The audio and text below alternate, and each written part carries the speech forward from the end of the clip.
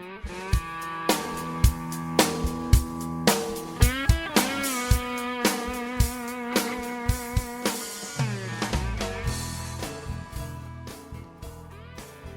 hello once again. Welcome back to the Here We Are podcast. We mentioned last week that we were going to be introducing kind of a new series where we were going to re-release, I should say, some of our older projects over a period of time and talk a little bit about those projects. So we've called this segment, when we do that, Looking Back, which I actually found an 8-track. If you can believe that. Look at that young guy. I was about 22 there probably. Maybe 23.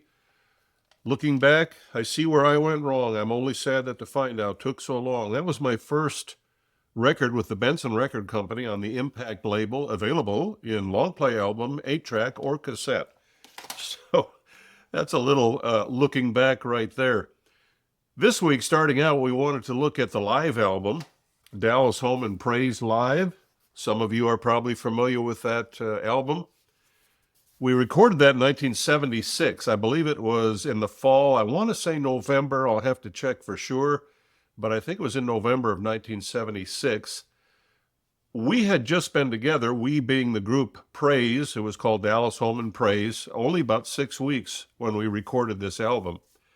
In the spring of 1976, David Wilkerson, with whom I had been traveling for a number of years in his youth crusade ministries across the country and around the world, in the spring of 76, it would have been, we had a conversation. He said, Ellis, I think maybe a band, a group, might be more palatable to the young demographic that we're reaching. We were out on the beaches during spring break. We were doing lots of college campuses, very young crowd. The hippies, the street people were still, coming. And we both thought that was probably a good idea. So I set out to, okay, who am I gonna get? Where do I find band members, singers? I went to Phil Johnson first, my longtime friend and record producer, hoping that he might be interested. He's got a wonderful voice, plays the piano really well, but he was very involved in the production aspect of things in Nashville, doing a great job. But he recommended his brother, Tim, and Tim's wife, LaDonna. They were traveling with a country group at the time, the Gatlin Brothers, which they are the brothers of LaDonna. She's the youngest, and I might say the most talented, and they will say that too. So I gave Tim and LaDonna a call. We talked. They were going to come out and meet with me. I talked to Randy Adams, who worked in the shipping department at the Wilkerson Ministries. I knew he was a very talented musician, great guitar player, great bass player, and I just asked if he would be interested, and he certainly was. So when Tim and LaDonna were, going to come out, we were going to meet, I thought immediately, well, I'm going to have to write some music. We're going to have a band now. We'll have 3 vocals. We'll have instrumentation, not just me and my guitar. So songwriting was always something that came fairly easy to me, really. I could just get out a yellow pad and a pencil and start thinking and praying and come up with some ideas. This particular day, as I was thinking about what was transpiring, I got out the yellow tablet, the pencil, sat there for a long time. I didn't have a single idea. I was so dry, so empty.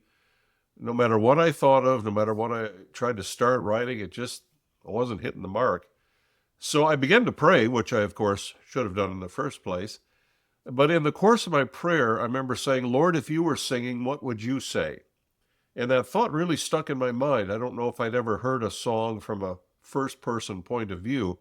And as I zeroed in on that in prayer and just thinking about it, I didn't hear any voices out of heaven. There were no thunderclaps or lightning bolts, but I can tell you that when I began to write the lyrics, 3 verses, chorus, actually 2 choruses, the music, everything, it was about a 10-minute experience. It was literally like taking dictation, though I wasn't hearing a voice. It came so suddenly, so quickly. When the song Rise Again was finished, I knew that it was something special. I just felt that. I wrote a couple other songs, Hey, I'm a Believer, Come Unto Jesus, and I think I wrote Let My Light Shine at that time as well. So when Tim LaDonna came out, I said, well, I got this song here that I wrote, and, let's take a try at it, see what we sound like. I sat down at the piano, just played my simple chordal arrangement of it, sang it. They joined in. Then Tim sat down at the piano, of course, upped it many levels. He's a terrific pianist. And when we sang immediately, there was just that special feeling that not only was it a great vocal sound, but there, I would say, was an anointing upon it. The mixture of our voices, the song, everything. They felt very strongly that this is where God wanted them. So thus began the group Dallas Holm Praise. 6 weeks later, we rehearsed and decided to do a live album. We really did probably everything wrong in making this album. Live albums were not particularly popular at the time.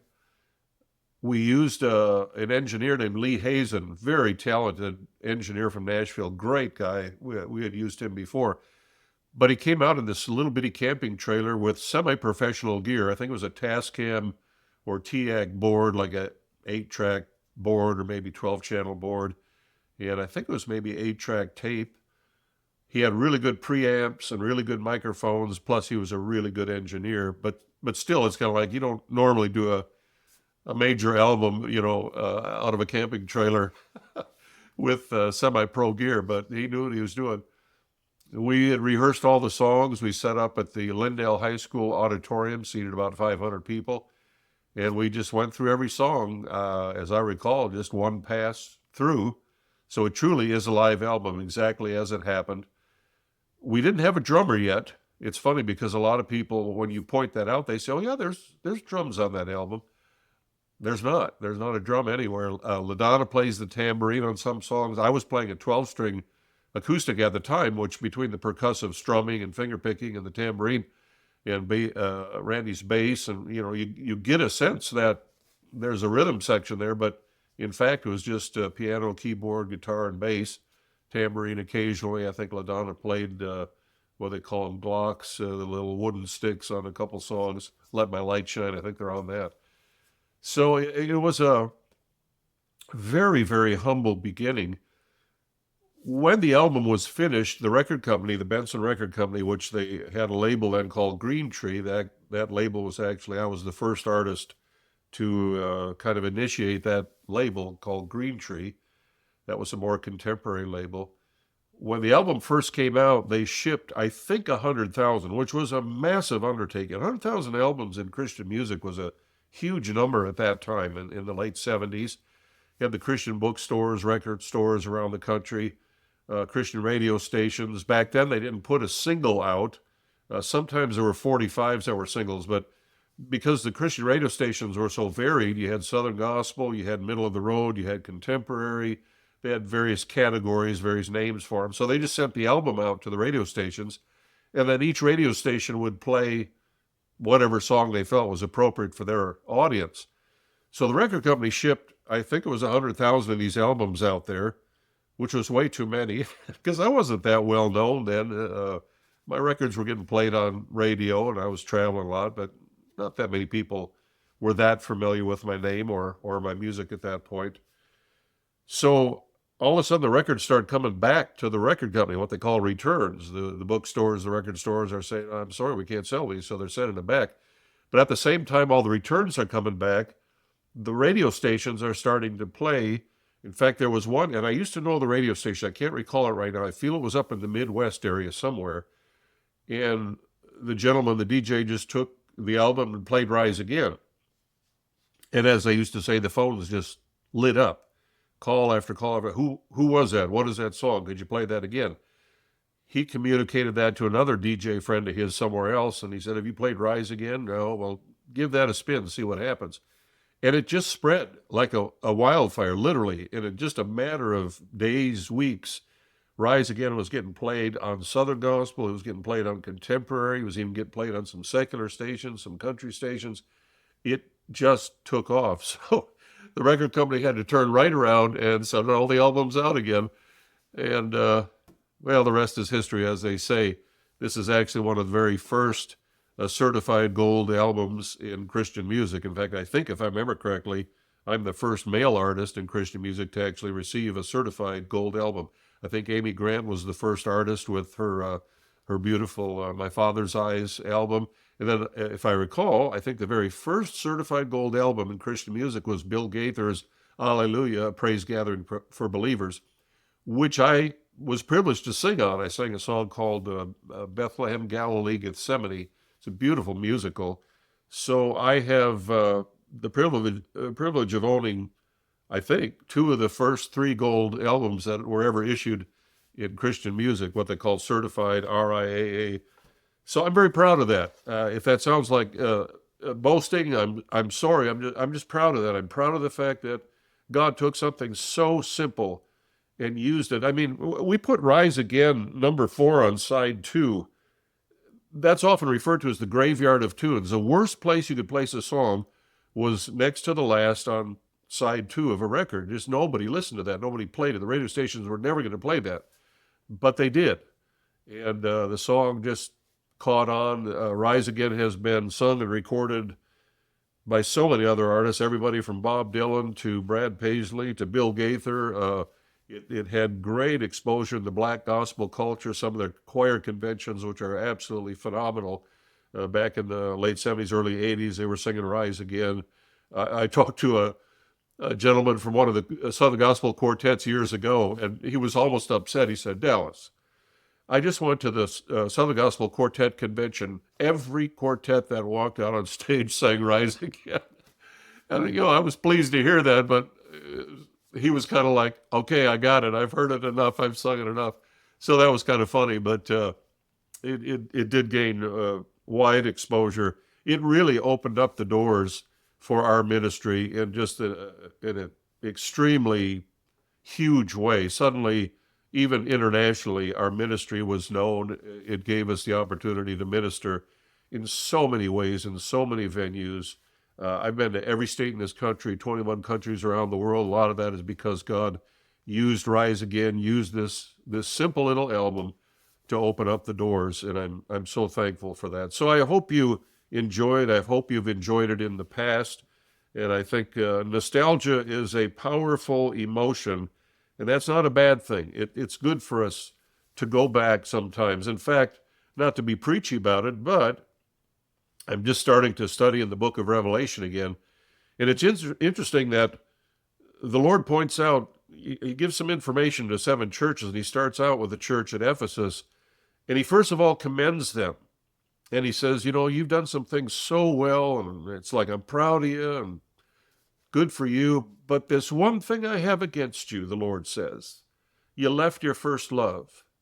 And that's tragically true of many Christians, that through the years they've kind of lost the passion, lost the edge, lost the love. And what's the remedy for that? Our culture says never look back, don't go back, you can't do anything about it, the past is past.